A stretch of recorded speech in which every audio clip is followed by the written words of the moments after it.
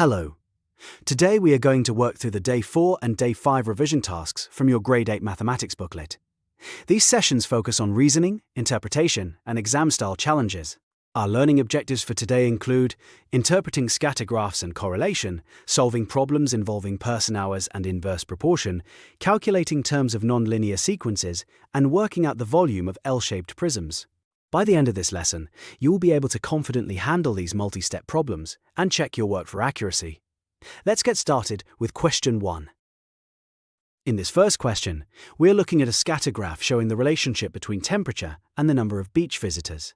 Notice that as the temperature on the horizontal axis increases, the crosses on the graph generally move higher up. This means as temperature increases, the number of visitors increases. This is called a positive correlation. For part B, we need to decide if this is a strong or weak correlation.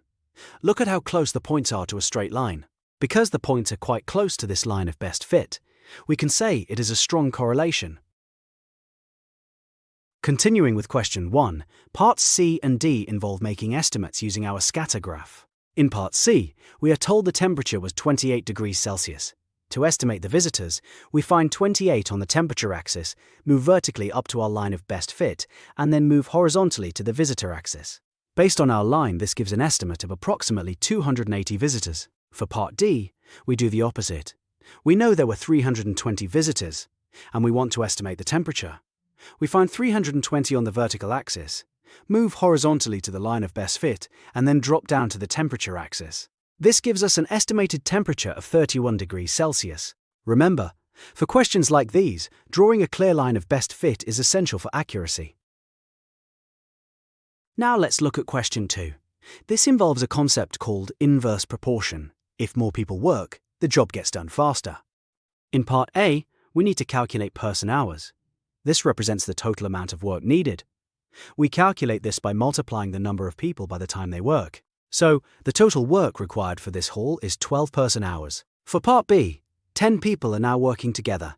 Since the total work, or 12 person hours, stays the same, we divide that total work by the new number of people to find the new time. It will take them 1.2 hours. Finally, part C asks us to convert this into minutes. We know that 1 hour is 60 minutes.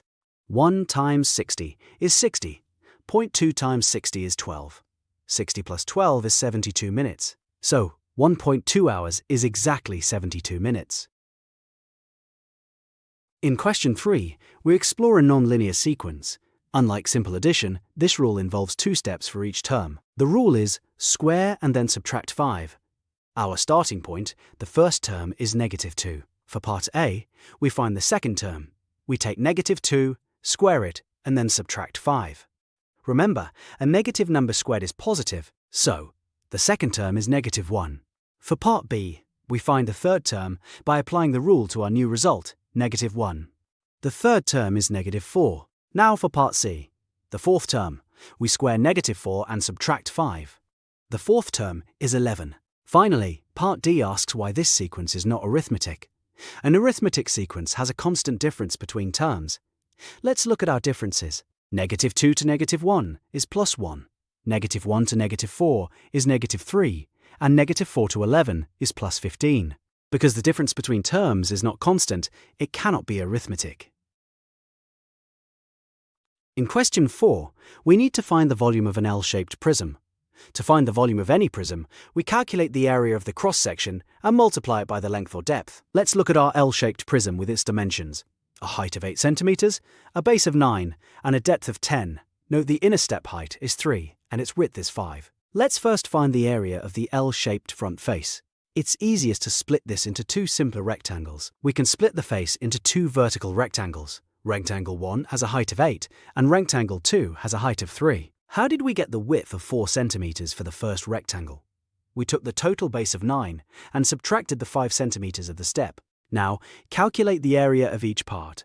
Area 1 is 4 times 8, which equals 32 square centimeters. And area 2 is 5 times 3, which equals 15 square centimeters. Adding these together gives us the total cross-sectional area of 47 square centimeters. Finally, to get the volume, we multiply this area by the depth of the prism, which is 10 centimeters.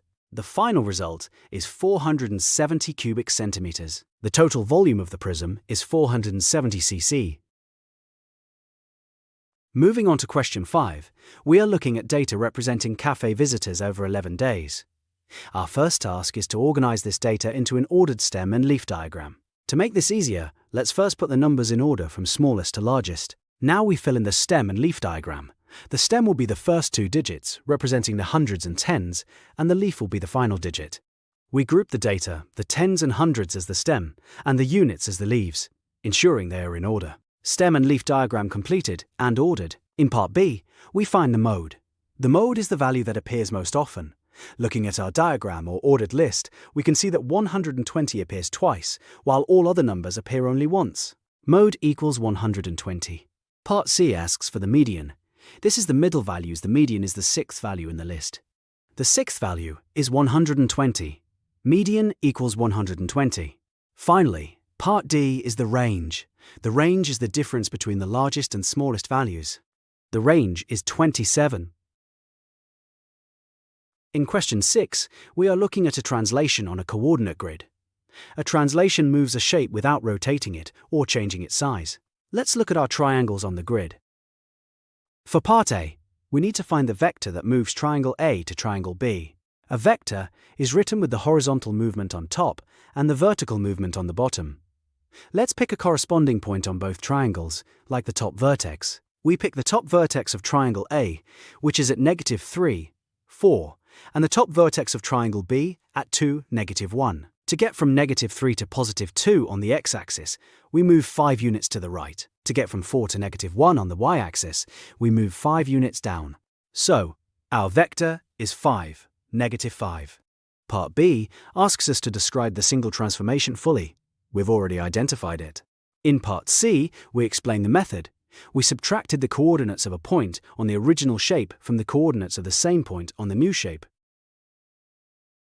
In question 7, we are given a table of values and need to identify the correct graph. Looking at the table, we have 3 coordinates, -2, 6, 0, 5, and 2, 4.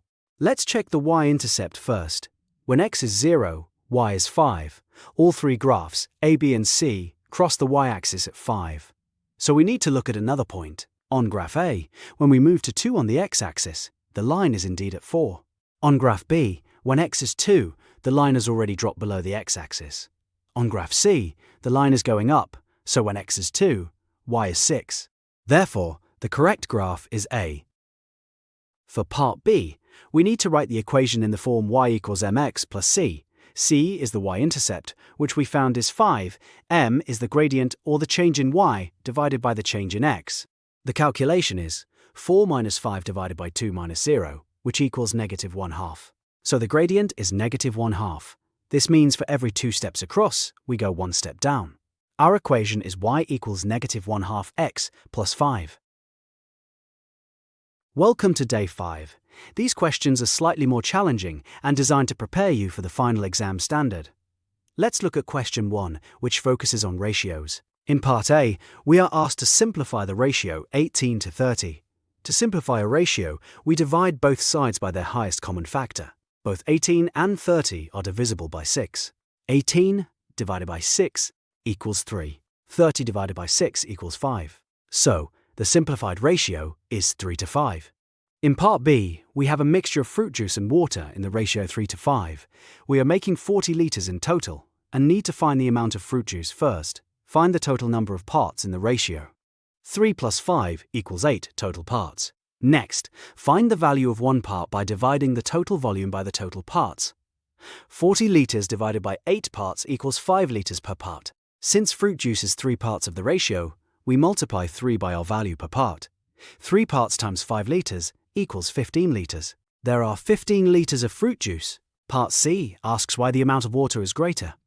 We can see from the ratio that for every 3 parts of juice, there are 5 parts of water, because the ratio shows more parts are allocated to water, 5, than to fruit juice, 3. This question is a bit of a puzzle. We have a sequence, 1, 3, 17, and 115.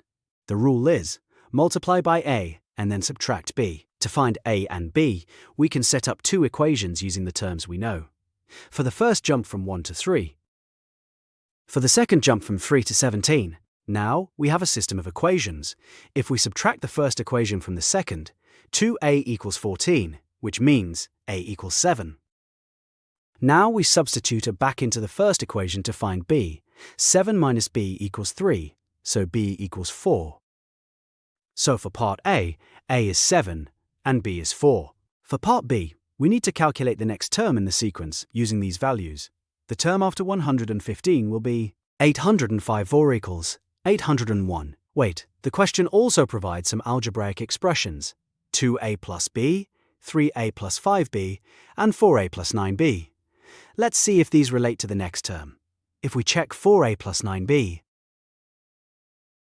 that doesn't match our sequence. Looking closely at the prompt, it asks us to write down the next term in the sequence and then lists expressions. Usually, you would pick the one that represents the logic or simply solve for the numerical next term. Finally, let's look at the swimming pool challenge. The pool is a prism with a trapezium cross-section. The pool has a length of 25 meters and a width of 14 meters.